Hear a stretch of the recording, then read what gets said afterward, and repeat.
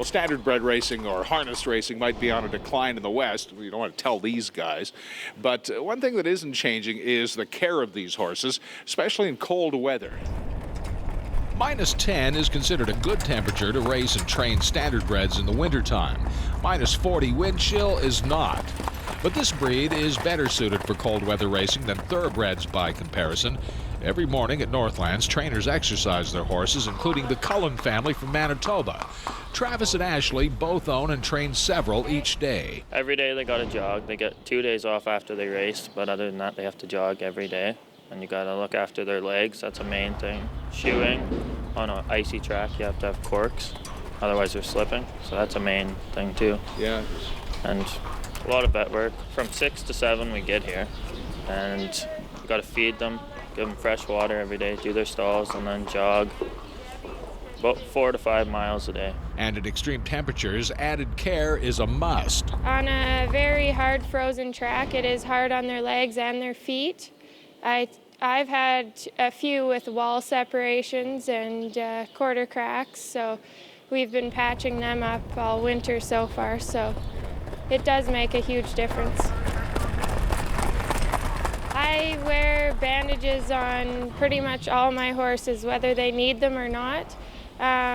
Lots of people don't agree with that, but I think that it helps a lot.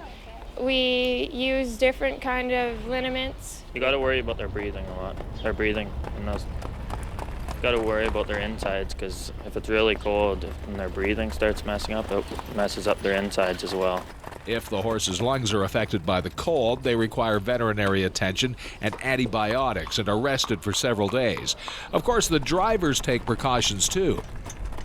In the winter months, they have a winter suit, so Kind of like a skidoo suit. yeah, that's what it's like. And then they wear balaclavas up over their face to keep their face from getting frostbitten. It's all about logical care, really. When they're eating, if it's a real cold day, I'll feed them extra hay and cubes.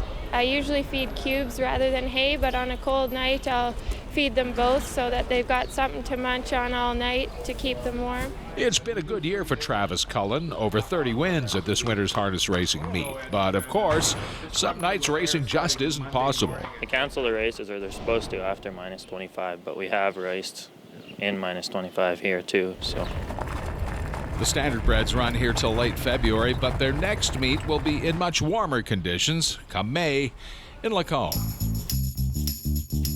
This week at Northlands Park, harness racing Friday at 6, Saturday at 1 o'clock. In other sports, in the Alberta Junior Hockey League, Wednesday night at 7:30, Whitecourt plays Sherwood Park.